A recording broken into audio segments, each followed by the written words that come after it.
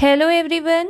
हम regulations on audit and accounts 2020 का chapter 7 पढ़ रहे थे, जिसमें हम गवर्नमेंट कंपनीज के ऑडिट के बारे में पढ़ रहे थे। हमने सेक्शन 19 की बात की थी। सेक्शन 19 के क्लोज 1 में कहा गया है जो सीएजी है वो गवर्नमेंट कंपनीज के अकाउंट का ऑडिट करेगा in accordance with the companies act 2013। और हमने देखा था कि स्टैट्यूटरी ऑडिटर कौन होता है, उसकी क्या रिस्पॉन्सिबिलिटीज़ होती हैं। इसी चैप्टर को आज हम कंटिन्यू करेंगे। जो रिमेनिंग टॉपिक्स हैं वो आज इस वीडियो में हम कवर करेंगे, जैसे supplementary audit, test audit, audit board, audit arrears committee. तो ये इम्पोर्टेंट टॉपिक्स हैं जो इस चैप्टर के रहते हैं, वो आज हम कवर करेंगे। Starting with the first topic that is supplementary audit. हमें पता है जो स्टैट्यूटरी ऑडिटर होता है वो गवर्नमेंट कंपनीज़ के अकाउंट को ऑडिट करता है और उन पे अपना ओपिनियन एक्सप्रेस करता है। यानी कि स्टैट्यूटरी ऑडिटर फाइनेंशियल ऑडिट करता है गवर्नमेंट कंपनीज़ का और अपनी ऑडिट रिपोर्ट की कॉपी सीएजी को भेज देता है। अगर सीएजी चाहे तो उसके वर्क को रिव्यू करने के लिए सप्लीमेंट्री ऑडिट करता है। यानी कि जो सप्लीमेंट्री ऑडिट है उसे कंडक्ट कौन करता है? सीएजी। और किस लिए करता है? For quality control of the financial audit. जो फाइनेंशियल ऑडिट स्टैट्यूटरी ऑडिटर ने किया है उसकी क्वालिटी को कंट्रोल करने के लिए सीएजी सप्लीमेंट्री ऑडिट करता है।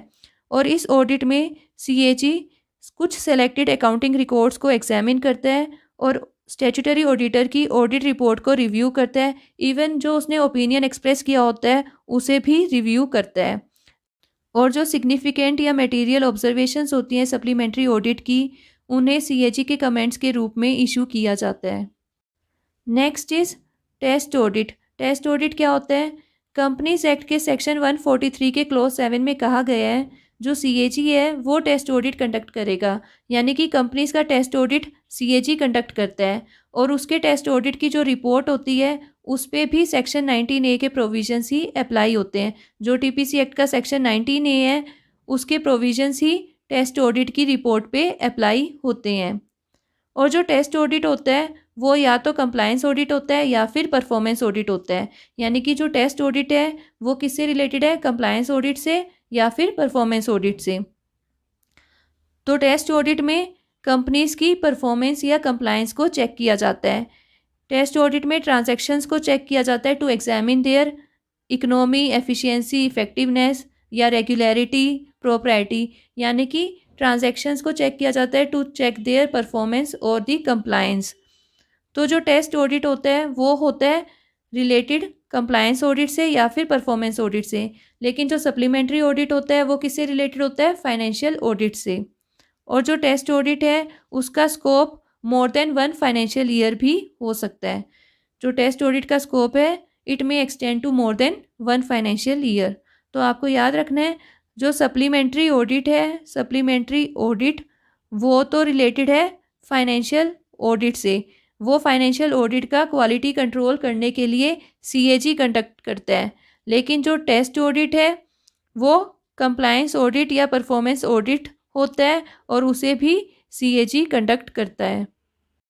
Next is audit board. Audit board क्या है? ये एक परमानेंट बॉडी है जिसे सीएजी ने इस्टेब्लिश किया है in consultation with government of India. Government of India से कंसल्ट करके सीएजी ने इस परमानेंट बॉडी को इस्टेब्लिश किया है। क्यों किया है? जो सेंट्रल पब्लिक सेक्टर अंडरटेकिंग्स होती है उनका परफॉर्मेंस ऑडिट करने के लिए इस बोर्ड को इस्टेब्लिश किया गया है।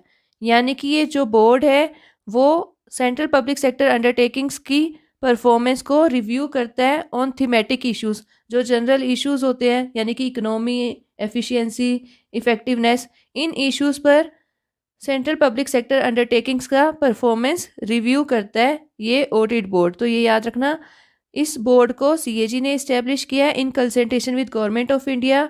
ये एक परमानेंट बॉडी है और ये सेंट्रल पब्लिक सेक्टर अंडरटेकिंग्स का परफॉर्मेंस ऑडिट करता है।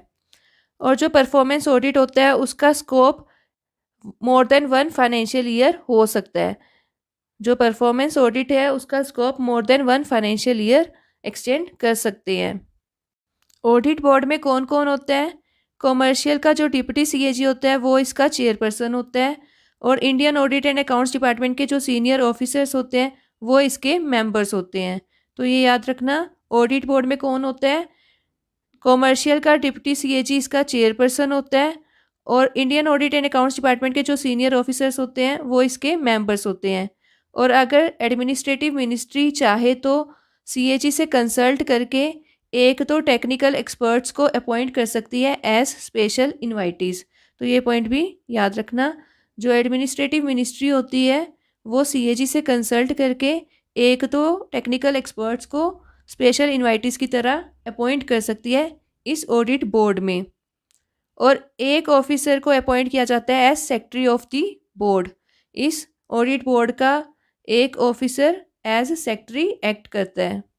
ऑडिट बोर्ड का फंक्शन क्या है? Audit board shall function in an advisory and recommendatory capacity, यानी कि जो ऑडिट बोर्ड है वो सिर्फ एडवाइसेस और रिकमेंडेशंस देता है फॉर द परफॉर्मेंस ऑडिट, के कैसे परफॉर्मेंस ऑडिट करना है वो गाइड करता है, कौन सा टॉपिक सेलेक्ट करना है परफॉर्मेंस ऑडिट के लिए, उन सब की रिकमेंडेशंस ऑडिट बोर्ड देता है।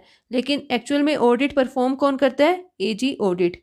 यानी कि ऑडिट बोर्ड खुद परफॉर्मेंस ऑडिट परफॉर्म नहीं करेगा, वो सिर्फ रिकमेंडेशंस देगा। जो एजी ऑडिट है वो ऑडिट कंडक्ट करता है। तो ये याद रखना, ऑडिट बोर्ड सिर्फ रिकमेंडेशंस और एडवाइसेस देता है, मतलब उसका एडवाइजरी फंक्शन है। लेकिन जो ऑडिट है वो कौन कंडक्ट करता है? AG audit. AG audit performance audit conduct करेगा, ऑडिट बोर्ड सिर्फ रिकमेंडेशंस देगा, गाइड करेगा। ऑडिट बोर्ड मीटिंग, ये मीटिंग क्यों की जाती है?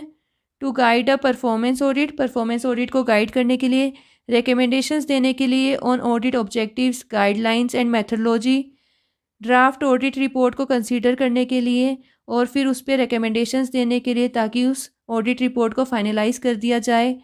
जो ऑडिट बोर्ड मीटिंग होती है वो अवेलेबल मेंबर्स के साथ ही होती है, मतलब जितने मेंबर प्रेजेंट होंगे उनकी प्रेजेंस में ही ये मीटिंग कर दी जाती है, कोई कोरम की ज़रूरत नहीं पड़ती। ऑडिट बोर्ड कंपनी के रिप्रेजेंटेटिव को और कंसर्न डिपार्टमेंट के रिप्रेजेंटेटिव को भी इनवाइट करता है मीटिंग के लिए।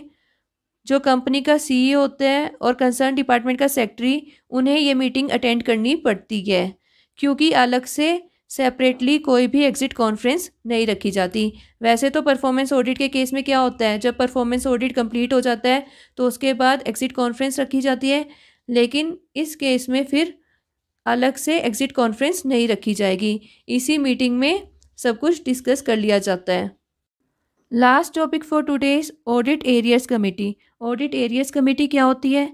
जो सेंट्रल पब्लिक सेक्टर एंटरप्राइजेज होते हैं या स्टेट पब्लिक सेक्टर एंटरप्राइजेज होते हैं, उनकी जो ऑडिट ऑब्जर्वेशंस होती हैं उनकी सेटलमेंट की रिस्पॉन्सिबिलिटी इन कंपनीज़ की मैनेजमेंट की होती है। जो इन कंपनीज़ की मैनेजमेंट होती है उसकी रिस्पॉन्सिबिलिटी होती है ऑडिट ऑब्जर्वेशंस को सेटल करवाए। तो इस पर्पस के लिए ये कंपनीज़ क्या करती हैं? सीनियर ऑफिसर्स की ऑडिट एरियर्स कमेटी कॉन्स्टिट्यूट करती है। तो ये कंपनीज़ अपनी ऑडिट ऑब्जर्वेशंस को सेटल करवाने के लिए ऑडिट एरियर्स कमेटी को कॉन्स्टिट्यूट करती है, और ये कमेटी उन ऑडिट ऑब्जर्वेशंस को सेटल करवाती है जो आउटस्टैंडिंग होती है फॉर मोर देन 2 ईयर्स। यानी कि जो सेंट्रल पब्लिक सेक्टर एंटरप्राइजेज हैं या स्टेट पब्लिक सेक्टर एंटरप्राइजेज हैं, वो ऑडिट एरियर्स कमेटी को कॉन्स्टिट्यूट करती है for the settlement of audit observations outstanding for more than 2 years. जो ऑडिट ऑब्जर्वेशंस 2 ईयर से ज़्यादा आउटस्टैंडिंग रह जाती हैं उनकी सेटलमेंट के लिए ऑडिट एरियर्स कमेटी को कॉन्स्टिट्यूट किया जाता है। और जो कंसर्न गवर्नमेंट होती है उसकी रिस्पॉन्सिबिलिटी होती है कि इंश्योर करे कि ये कंपनीज इस कमेटी को कॉन्स्टिट्यूट करे और ये जो कमेटी है वो अपना फंक्शन इफ़ेक्टिवली करे।